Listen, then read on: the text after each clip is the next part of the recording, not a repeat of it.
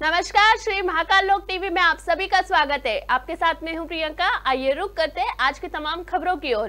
तमिलनाडु के मैसूर का प्रधानमंत्री नरेंद्र मोदी ने चुनावी दौरा किया। इस दौरान प्रधानमंत्री को संबोधित करते हुए कहा कि कर्नाटक में एनडीए के पास एचडी देवेगौड़ा जैसे वरिष्ठ नेता का मार्गदर्शन है। हमारे पास येदियुरप्पा जैसे समर्पित और अनुभवी नेता है। हमें एचडी कुमारस्वामी जी का सक्रिय सहयोग है और इसका अनुभव कर्नाटक के विकास के लिए बहुत काम आएगा।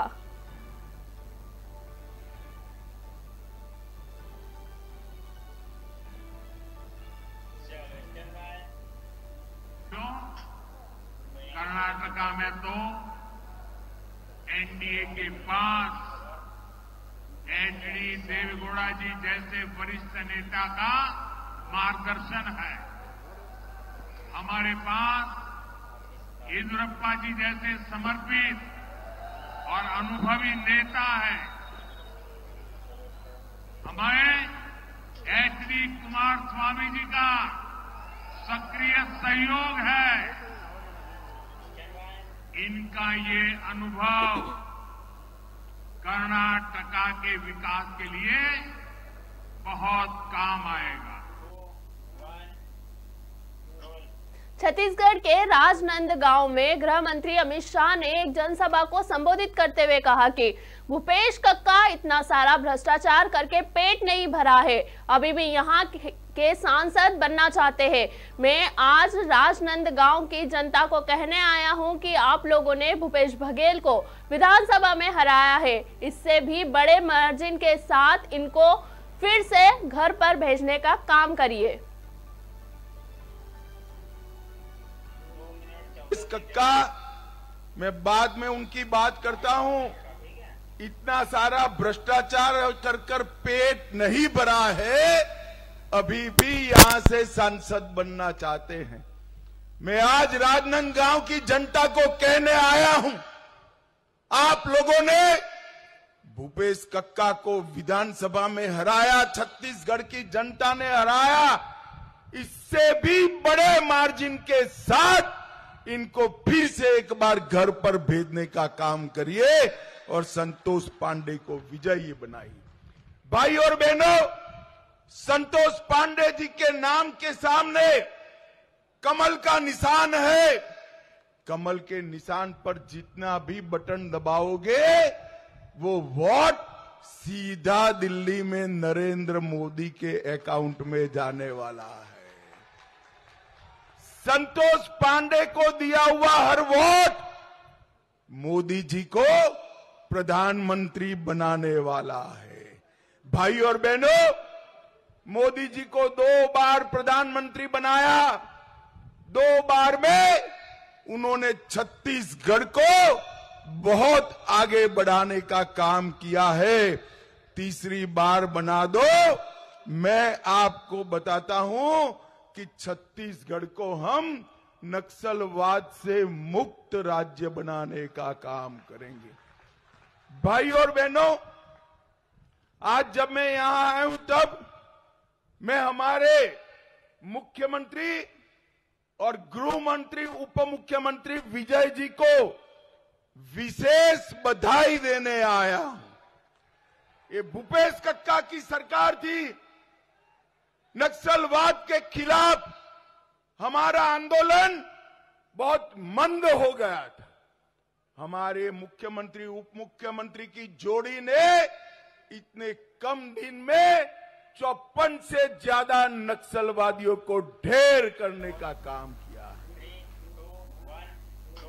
बिहार के गया में राजद नेता तेजस्वी यादव ने जनसभा को संबोधित करते हुए कहा कि आज बीजेपी का घोषणा पत्र जारी हुआ है, लेकिन बीजेपी के घोषणा पत्र में नौकरी के बारे में नहीं है, रोजगार के बारे में नहीं है, गरीबी कैसे कम करेंगे उसके बारे में नहीं है।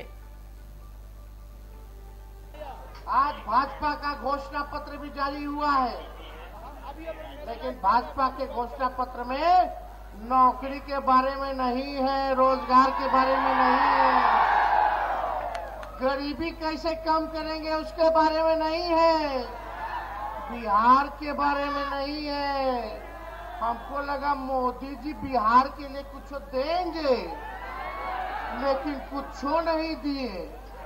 आज घोषणा पत्र जारी किए, लगा रे भाई बिहार को विशेष राज्य का दर्जा मिल जाएगा, महंगाई को कैसे खत्म करेंगे। लेकिन 60% हमारे नौजवान इस देश में रहते हैं और उस देश में नौजवानों के लिए कुछ नहीं। 80% हमारे इस देश पे किसान हैं, अन्नदाता हैं, पूरा देश का पेट पालते हैं। उन किसान भाइयों के लिए भी मोदी जी ने कुछ नहीं किया। बिहार के बांका में रक्षा मंत्री राजनाथ सिंह ने चुनावी सभा को संबोधित करते हुए विपक्ष पर हमला बोला।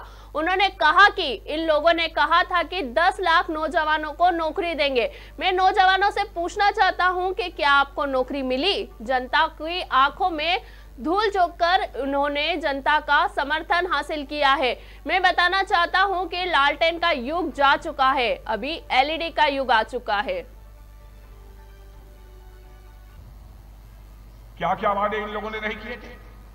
या कहा कि हम 10 लाख नौजवानों को नौकरी देंगे। मैं जवानों से पूछना चाहता हूं, क्या आपको नौकरी मिल गई? जनता की आंखों में धूल झोंककर बराबर जनता का समर्थन इन लोगों ने हासिल किया है। बतलाना चाहता हूं, लालटेन का युग जा चुका है मेरे बहनों भाइयों, अब एलईडी का युग आ चुका है। हरियाणा के सीएम नायब सिंह सैनी करनाल पहुंचे, जहां उन्होंने मीडिया के सवालों पर कहा कि आज करनाल विधानसभा में चुनाव कार्यालय का उद्घाटन किया गया। प्रधानमंत्री मोदी ने पिछले 10 वर्षों में जो काम किए हैं, योजनाएं गरीब लोगों तक पहुंची है। जहां चाहे रेलवे की हो या कनेक्टिविटी की हो, चाहे एम्स बनना हो, चाहे हर घर में नल जल पहुंचाने की बात हो, लगातार लोगों तक लाभ पहुंच रहा है। देश की समस्या का भी लगातार इन 10 वर्षों में समाधान किया गया है।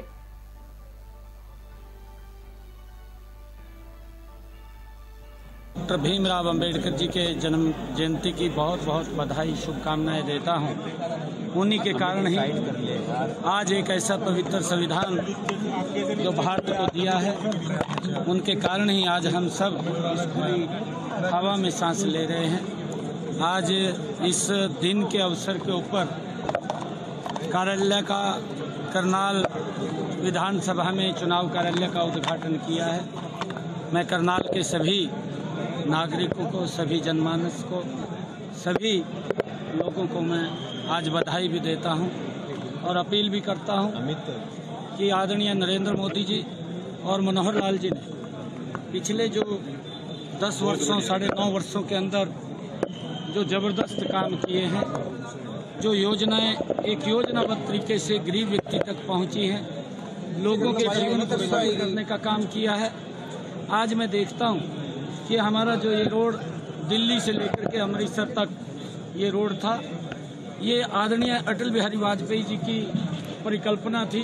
4 लाइनिंग की उन्होंने शुरू किया था, परंतु कांग्रेस के समय में आकर के ये दम तोड़ गया था और इसके ऊपर काम रुक गया था। लोगों को बड़ी परेशानी हो रही थी।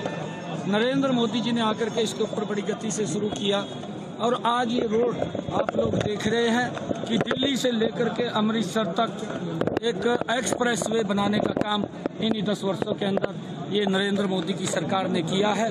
ये यहाँ नहीं, पूरे देश के अंदर रोड्स का एक जाल बिछाने का काम किया है। चाहे रेलवे की कनेक्टिविटी है, चाहे एयर की कनेक्टिविटी है, चाहे लोगों के स्वास्थ्य को लेकर के नए एम्स बनाने की बात है, चाहे आयुष्मान कार्ड के माध्यम से गरीब व्यक्ति तक 5 लाख रुपए का उपहार दिया है, और चाहे हर घर के अंदर नल और स्वच्छ जल पहुंचाने की बात है। प्रधानमंत्री आवास योजना के तहत मकान बना करके लगातार देने की बात है। चाहे प्रधानमंत्री जो किसान सम्मान निधि है, तो किसानों को 6,000 रुपए साल में पहुंचाने की बात है। चाहे 11-11.5 करोड़ घरों में शौचालय बना करके इज्जत घर देने की बात है, और चाहे बीमा पॉलिसीज के माध्यम से लोगों को सुरक्षित करने की बात है। तमाम ऐसे विषय हैं, लगातार लोगों तक जो लाभ पहुंच रहा है। देश की समस्याओं का भी लगातार इन 10 वर्षों के अंदर समाधान किया है, चाहे वो धारा 370 है, चाहे वो नॉर्थ ईस्ट के अंदर बोडो का मामला था। लगातार इन समस्याओं का समाधान करके देश को विकास की एक नई दिशा, एक नई दशा देने का काम इन 10